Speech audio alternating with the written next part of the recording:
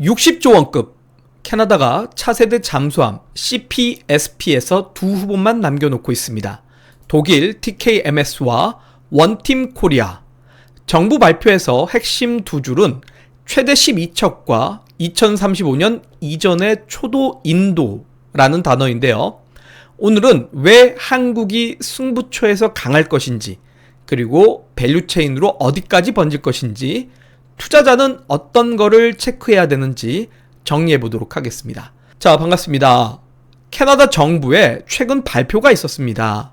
8월 26일 현지에서 캐나다 정부가 공식적으로 이러한 발표를 했는데요.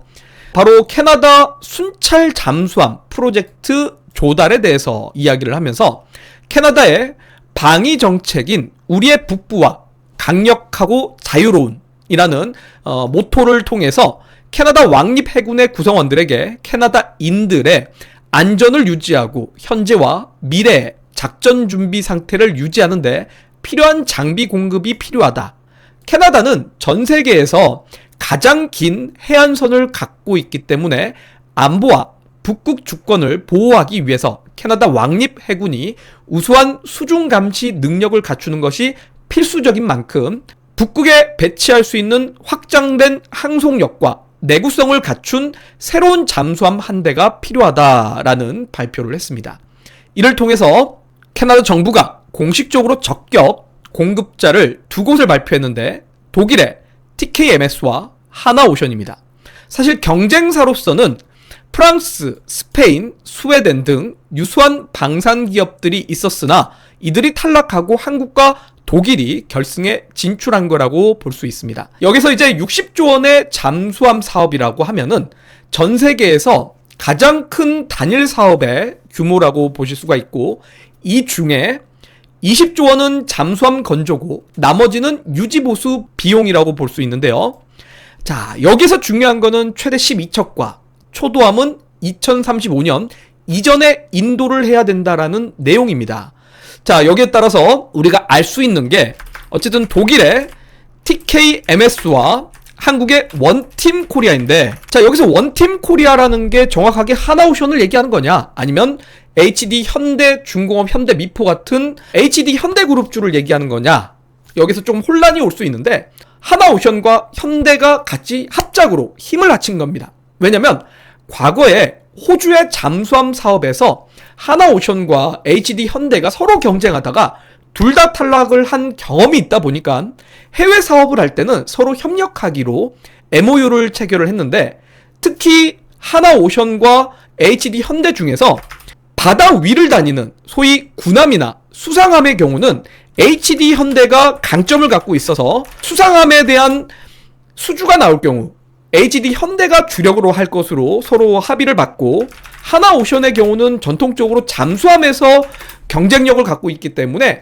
이번 어떻게 보면 수주는 하나오션이 주력으로 하고 HD 현대가 지원을 하면서 수상함 사업은 HD 현대가 받는 식으로 이렇게 되어 있다라고 보시면 될 것 같습니다. 자, 결국 이 캐나다에 앞서 이야기 드렸던 것처럼 중요한 거는 최대 12척과 그리고 초도함은 2035년 이전에 인도를 해줘야 되는 것이기 때문에 이번 적격 공급자로서 선정되는 부분에 있어서 중요한 건 속도와 신뢰성입니다.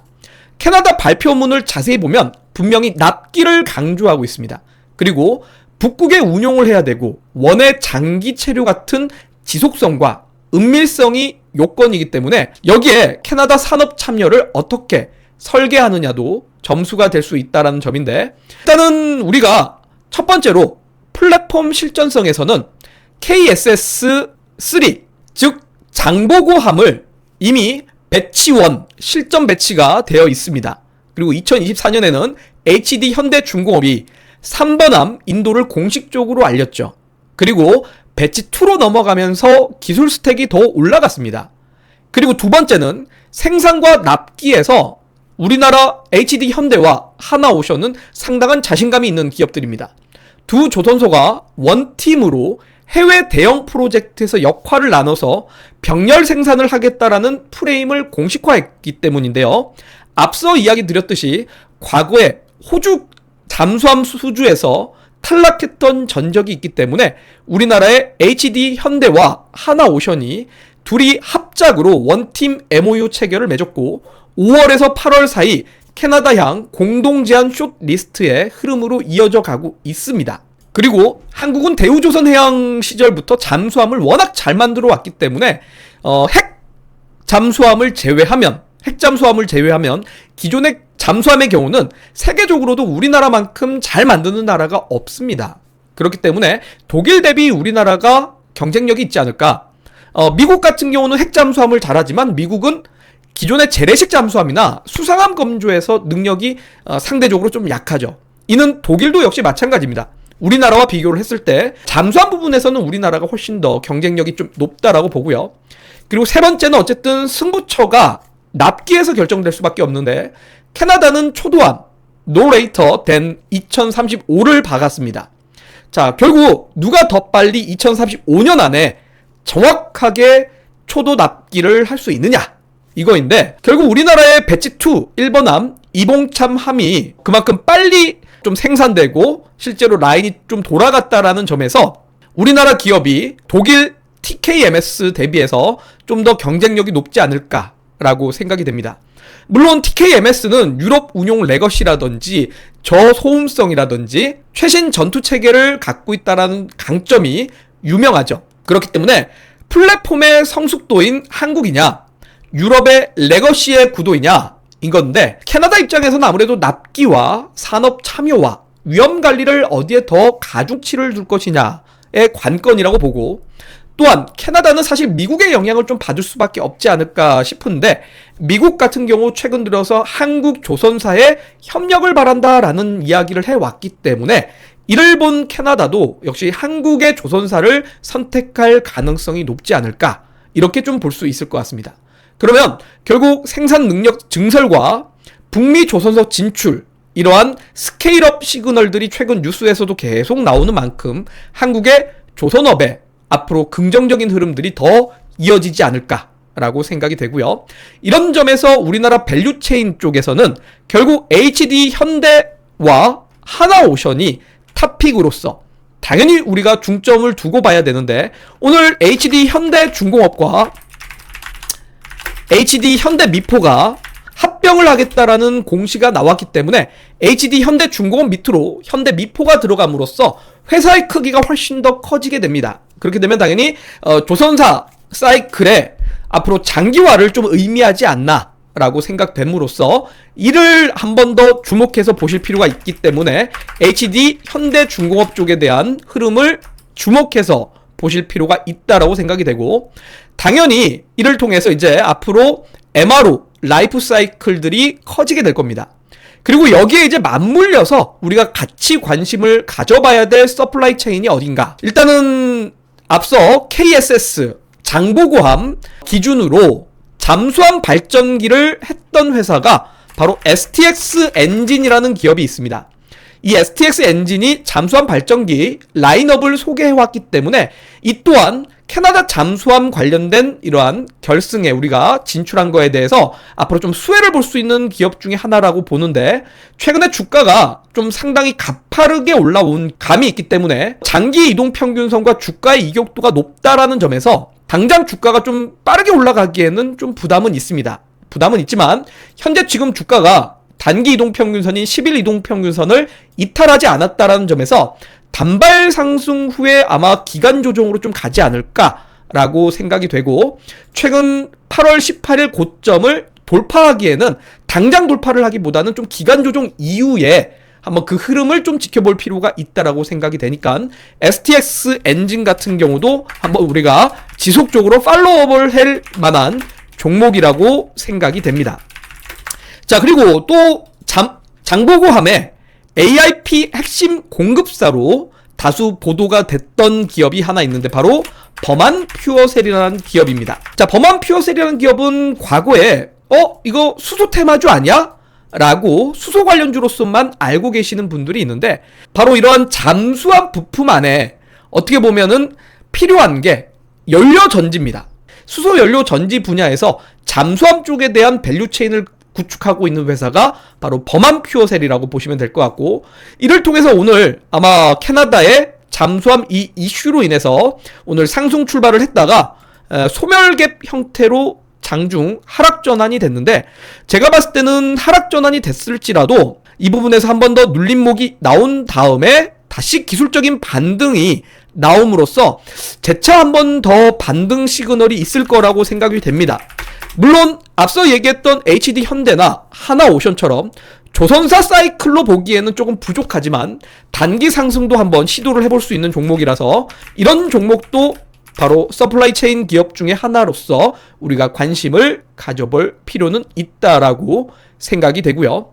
이 외에도 우리가 추가적으로 관심을 가져볼 만한 기업이 어떤 게 있을까라고 보면, 일단은 조선 쪽 밸브 기업으로는 상장사 기준으로 하이로코리아라는 기업이 밸브와 피팅을 하고 있는 기업이고, 동방성기라는 기업이 파이프 스풀이라는 거를 하고 있으며, 일승이라는 기업도 파이프 스풀이라는 걸 하고 있는데, 방금 봤던 동방성기나 일승은 상당히 오늘 윗꼬리가 긴 영망치형 캔들이라는 점에서 조금 주의를 할 필요가 있는 반면, 하이로코리아는 오늘 윗꼬리가 길지 않습니다. 오히려 이제 주가 차트를 조금 더 확대해서 보면 오늘 차트가 바로 앞에 윗꼬리 유성형 캔들을 조금 상향 돌파하는 형태로 좀 보여집니다. 그 말은 아직까지는 추가 상승에 대한 가능성이 있어 보이는 차트라고 생각되기 때문에 저는 밸브 쪽에서는 하이로코리아를 좀 관심을 가져봐야 될 서플라이 체인이라고 생각이 되고요. 그리고 추가적으로 잠수함이나 선박의 엔진을 만드는 회사는 STX라는 기업이 있으며, STX 엔진이 그에 대해서 관련 기업이고, 인화종공이라는 기업도 관련 엔진 부품 기업입니다. 그리고 KSP라는 기업도 엔진 부품 기업인데, STX 엔진의 경우는 앞서 이야기 드렸듯 좀 가격 부담이 조금 있고, 인화종공의 경우는 오늘 영망치형 캔들로 윗꼬리가 깁니다. 꼬리가 긴데 거래량이 크게 발생을 했기 때문에 그만큼의 매물도 많이 나왔다라고 볼 수가 있는데, 이에 비해서 KSP라는 종목을 보게 되면 오늘 주가가 최근 고점 대비 20일 이동평균선을 역배열 이탈한 다음에 20일 이동평균선과 60일 이동평균선 사이에서 이중바닥형 형태를 띠고 있습니다. 단기적으로는 20일 이동평균선 저항인데, 오늘 사실 이거하고 똑같은 차트의 패턴이 있었던 게 바로 삼형 엠텍이라는 종목입니다. 이 종목이 오전까지만 해도 아까 봤던 KSP처럼 20일 이동평균선 밑에 있었습니다. 정확하게 고점 대비 주가가 빠진 후 20일 이동평균선과 60일 이동평균선 사이에서 이중바닥형 패턴이 나오다가 오늘 갑자기 오후장에 삼형 엠텍이 디젤 부품 MBS 생산을 한다라는 뉴스와 함께 장중에 급등하는 형태를 띄었는데, 이런 식으로 20일 이동평균선을 돌파해서 올라갈 수 있다는 것을 여기서 보여줬기 때문에 비슷한 차트의 KSP도 추가적인 상승을 좀 저는 도전해볼 수 있지 않나 라는 관점에서 엔진에서는 KSP라는 종목을 관심 갖고 가야 된다라고 생각이 됩니다. 자, 그 외에도 LNG 운반 쪽으로는 한국카본이나 동성화인텍, 일승, 세진중공업 같은 기업들이 있지만, 방금 얘기했던 거는 캐나다를 우리가 중점적으로 얘기하고 있고 캐나다의 잠수함입니다. 근데 LNG 운반은 대체로 컨테이너선이라든지 탱커선 위주의 흐름이기 때문에 LNG 운반 관련된 종목들은 제가 제쳐두도록 하겠습니다. 자, 그리고 잠수함 관련 부품에서는 원일 TNI라는 회사가 하나 있는데요. 자, 이 회사는 상장한 지 얼마 되지 않았습니다. 고체 수소 저장 시스템 관련된 기업인데, 상장한 지 얼마 되지 않은 상황에서 추세적으로 계속 좀 아래로 내려가는 추세이기 때문에 추세가 형성되지 않았다는 점에서 관심을 제외를 시켜두도록 하겠습니다. 자, 그러면 결국 지금 제가 얘기했던 여러 종목들 내에서 우리가 관심을 갖고 가야 될 밸류체인 기업은 크게는 바로 HD 현대중공업과 하나오션, 그리고 STX 엔진, 범한 퓨어셀, 그 다음에 하이로코리아, KSP. 자, 이 6종목에 대한 관심도를 우리가 갖고 가셔야 될 것 같고, 어쨌든 숏리스트 이후에 심화 협의를 겪고 현지 파트너링, 산업 참여 뉴스가 나오게 되면 조선과 핵심 부품 기업들이 주가에서 반영될 가능성이 커지게 될 겁니다. 그러면 이런 종목들에 대한 관심도를 높여서 여러분들이 투자에 활용을 해보시는 것도 좋을 것 같고요. 다만 만약 실사와 세부 협상 기간이 길어지고 생산 능력이라든지 ITP 구체화 뉴스에 따라서 종목이 분화가 되고 슬로우해질 수도 있습니다. 그렇게 되면 우리가 예상했고 우리가 기대했던 것보다 이 주가가 조금 더딘 흐름이 나올 수 있기 때문에 이런 거는 뉴스의 플로어를 잘 확인하시면서 여러분들이 투자 속도를 결정하시는 게 좋을 것 같습니다. 어쨌든 현재 관련 종목들 내에서는 지금 가장 주가 차트도 괜찮고 직접적인 밸류 체인으로 엮여 있는 종목들이 이 종목들이다라고 구분 지어 놓으시고 여러분들의 관심 종목으로 활용을 해보시는 게 어떨까라고 생각이 됩니다. 자, 결국 실전 배치된 장보고함의 트랙 레코드와 원팀 병렬 생산 프레임이 캐나다가 명시한 납기 우선순위에 맞물린다는 점과 2월 MOU 수출 프로젝트에서 하나오션은 잠수함, HD 현대중공업은 수상함 역할을 나누고 상호 지원했다라는 점에서 캐나다, 폴란드 같은 굵직한 사업에서 공동전선을 펼치는 것이 우리나라가 독일 대비 상당한 강점을 가질 거라고 봅니다. 그러면 결국 이러한 박자가 모두 다 맞을 경우 관련 밸류체인 기업들이 수혜를 볼 수 있으니 여러분들의 투자 전략으로 활용해봐도 좋지 않을까. 오늘 영상을 통해서 여러분들에게 이렇게 소개시켜 드렸습니다. 오늘 영상이 도움이 되셨다면 구독과 좋아요, 알림 설정까지 해주시고 저는 다음 영상에서 다시 뵙도록 하겠습니다.